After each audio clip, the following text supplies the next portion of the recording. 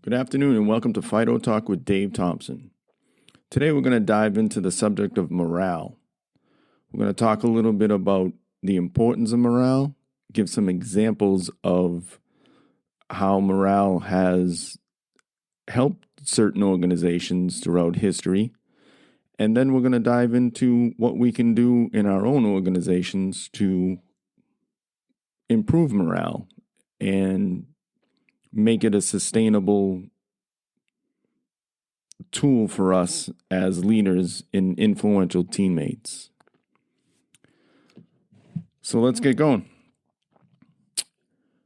Whether a soldier has physical comforts or physical hardships may be a factor, but is seldom the determining factor in making or unmaking his morale. A cause known and believed in, knowledge that substantial justice governs discipline, the individual's confidence and pride in himself, his comrades, his leaders, the unit's pride in its own will. These basic things supplemented by intelligent welfare and recreation measures brought to life by a spirit of mutual respect and cooperation combine to wield a seasoned fighting force capable of defending a nation. That was from James Ulio from the American Journal of Sociology in an article called Military Morale. Now, a definition of morale from the Oxford Dictionary is the confidence, enthusiasm, and discipline of an individual or group of people. So, how do we define morale these days? How are we, kind of wrap it up into one kind of simple statement? And it's a little difficult, right?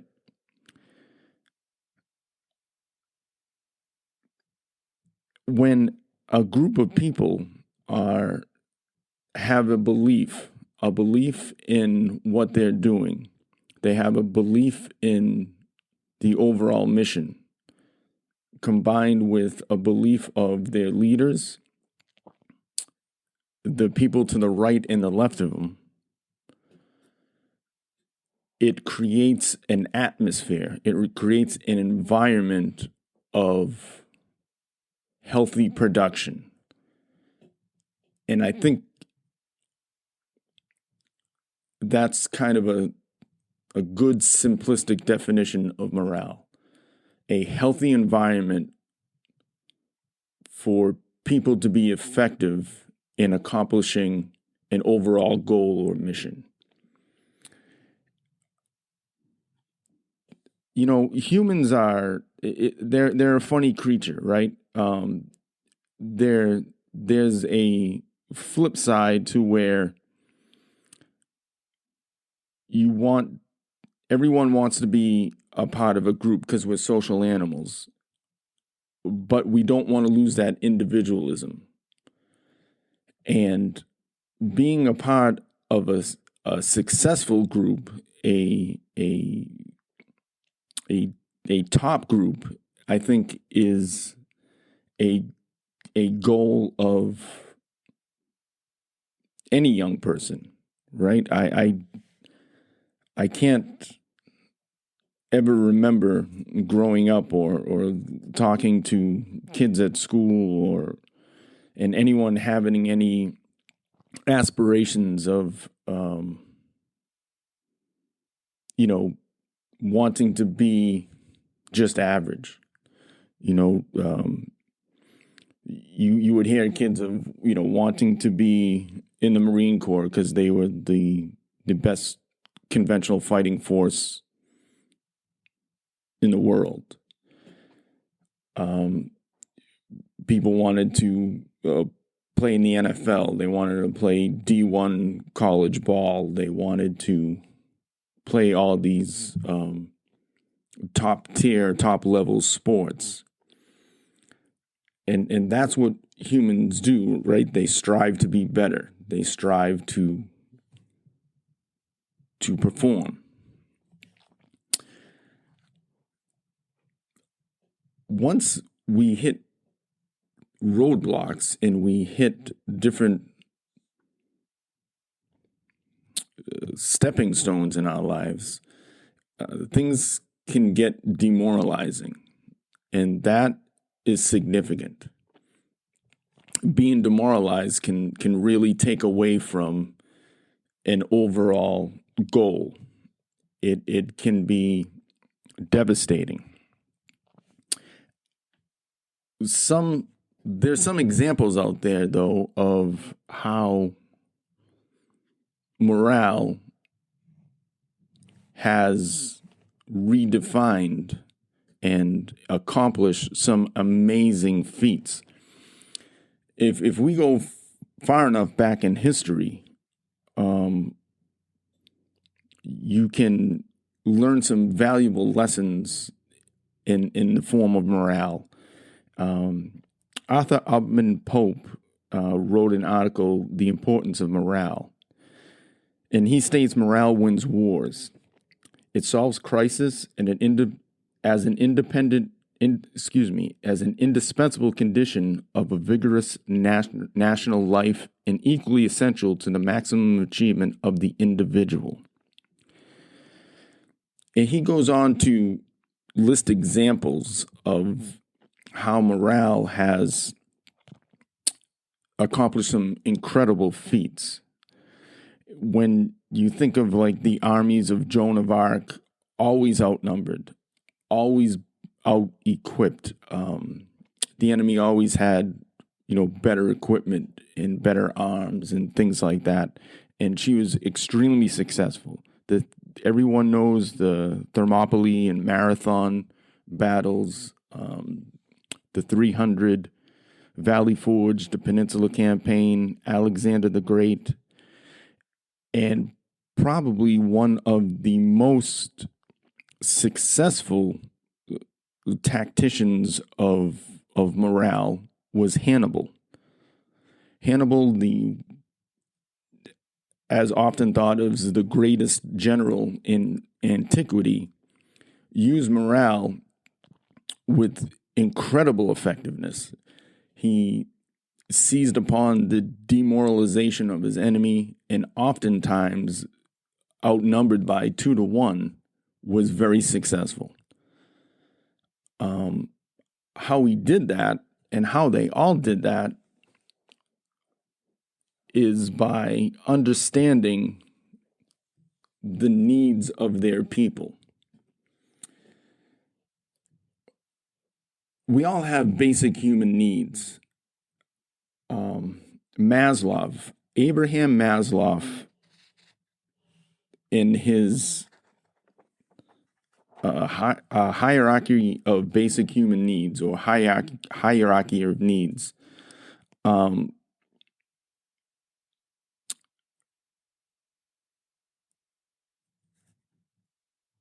understands that the basic needs dictate motivation behavior.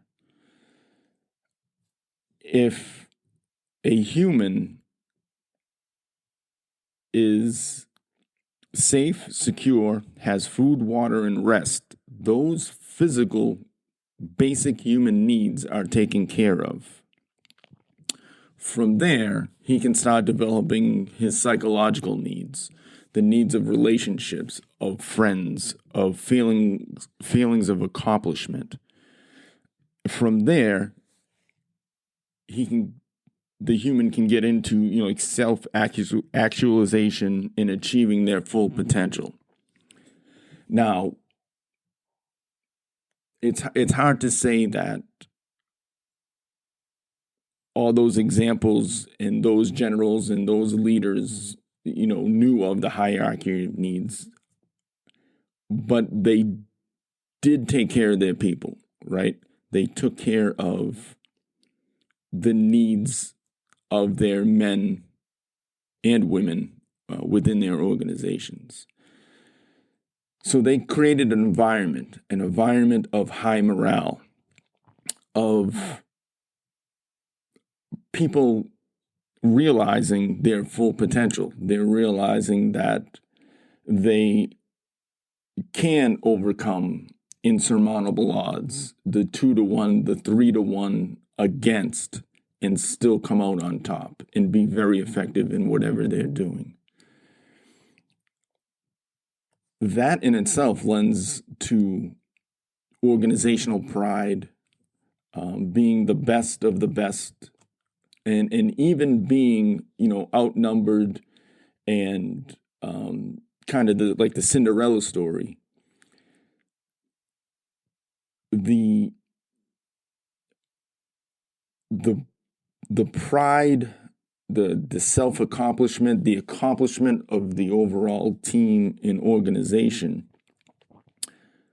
drives morale through the roof.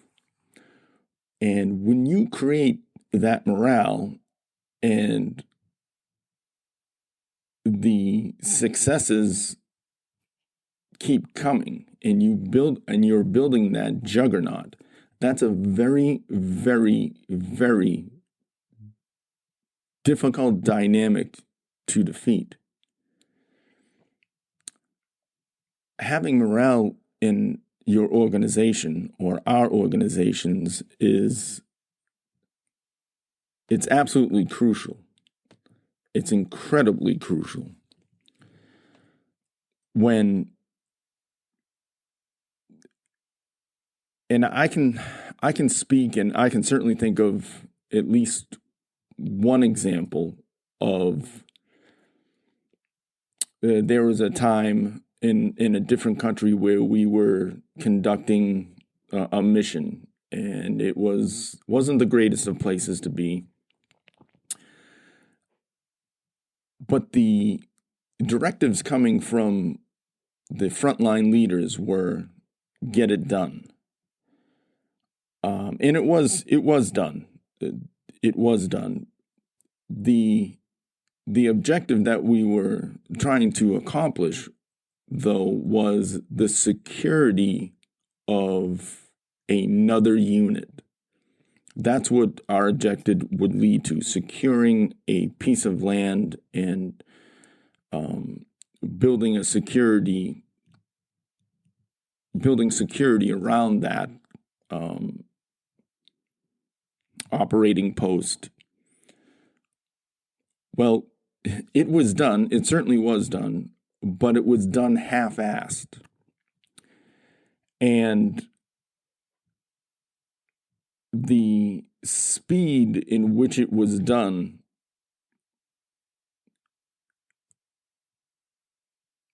the quality of work was given up.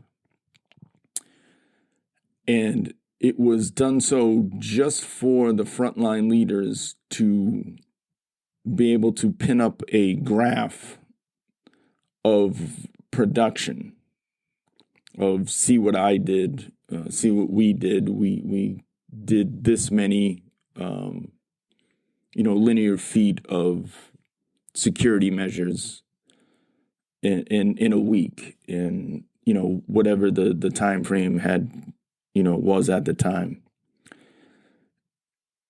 And in the beginning, that was great, right? We were seemingly crushing it. But after the first week, realizing that the quality of work was shit, knowing that either we or someone else would have to come behind us and fix what we had already done, became demoralizing.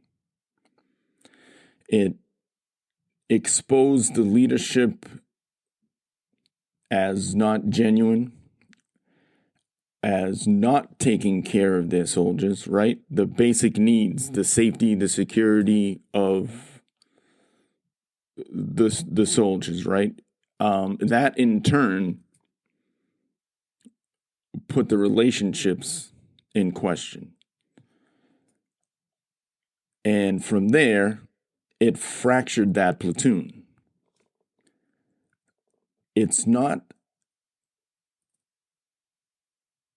a complicated fix, right? It's not something that is like, we're not recreating the wheel here. We're not reinventing the wheel. Again, we're not constantly, looking outside the box for the answer, because the answer 9 times out of 10 is already inside the box. You do the job, you do it to the best of your ability, and then you move on to the next objective. You take the lessons learned from that, and you apply them moving forward. So what can we, as leaders, as influential teammates, and just good teammates in general, what can we do to improve morale? First thing is, keep it simple. Understand that human needs, they have to be met. They absolutely have to be met, right? Are my guys, my team, my teammates, are they safe? Are they secure? Do they have basic needs? Do they have food, water, rest? Are they warm? Are they dry? Et cetera, et cetera. We see this a lot nowadays in first responders, right? The way the climate is and the environment is for first responders these days,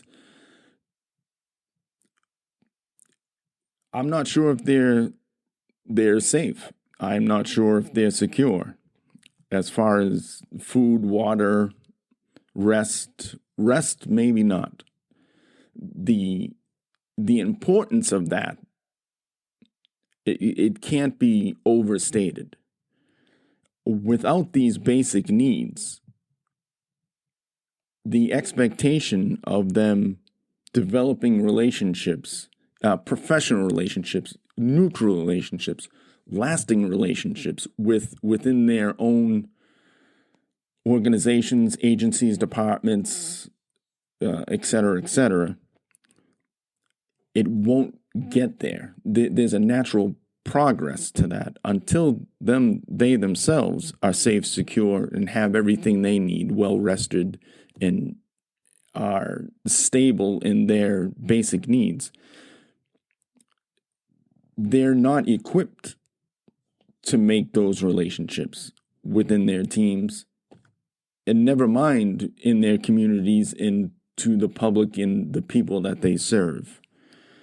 There'll never be a feeling of accomplishment. It'll just be punching the clock, 8 in the gate, putting out fires, checking the boxes, and going home. No feeling of accomplishment. And then the individual will never achieve their full potential. If they're not achieving their full potential, the team and the organization damn well will never achieve their full potential, and that overall mission statement, the mission, the goals will never get accomplished. It's that simple. Leadership is definitely a complex subject, right? There's a lot of rabbit holes. There is a lot of variables. There's a lot of ands, if, and buts that can take us in almost an infinite amount of directions. And that's fine. The approach to those complexities, though, can be kept simple and take them one at a time.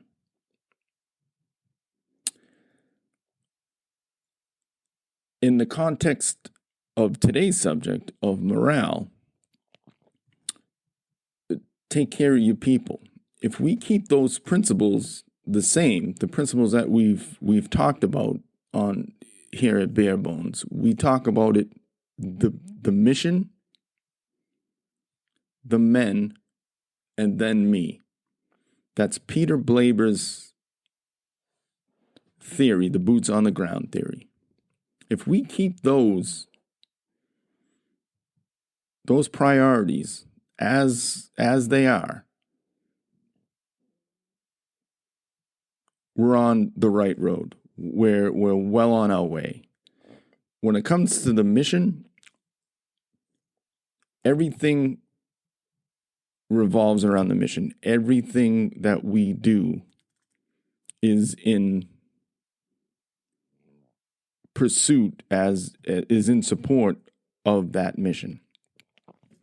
That mission doesn't get done without the team, without the people. The people have basic needs.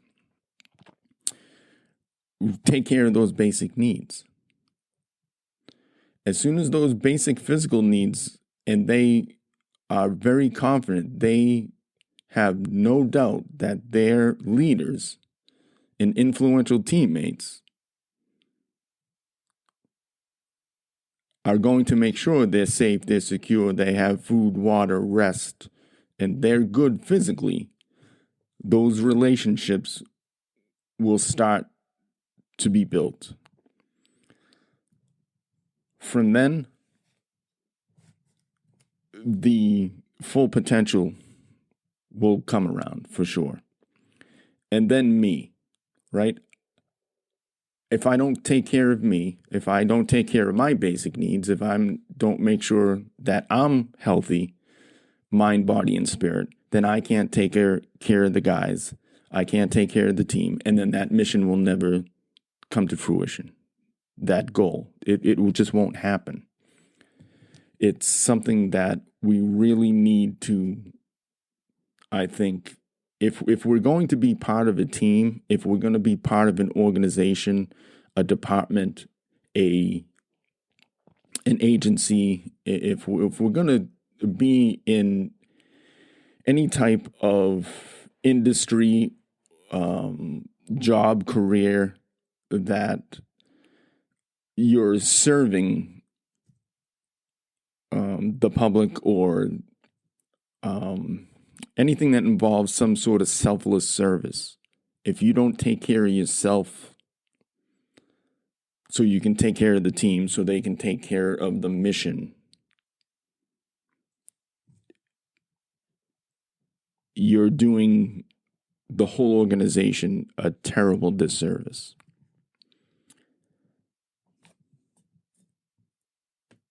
So in wrapping up today, I just want to re-emphasize, take care of the people. They have basic physical needs.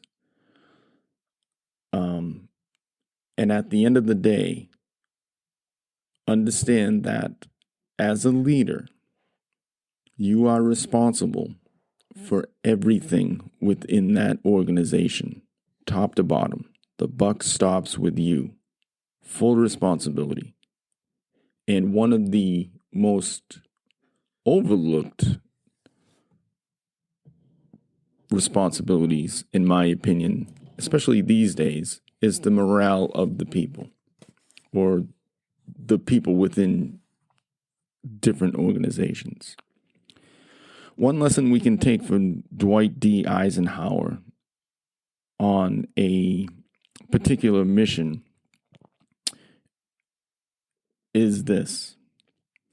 Our landings at Cherbourg Harvey have failed to gain satisfactory foothold, and I have withdrawn the troops. My decision to attack at this time and place was based on the best information available. The troops, the air, and the Navy did all the bravery and devotion to duty they could do.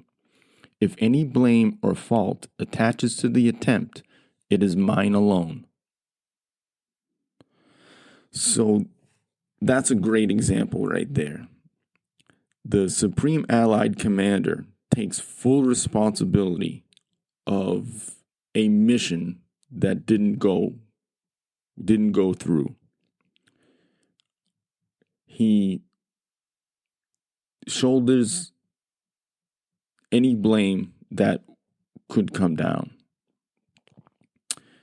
And that's important. It's important to the boots on the ground that they know that they have at the very top somebody that is looking out for them and their needs.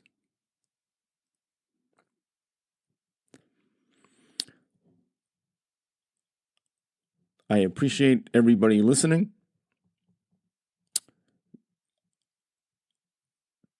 If you get a chance, check us out, barebonesleadership.com.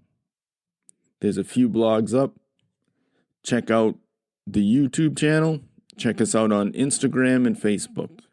I appreciate your time, and stay tuned for the next podcast.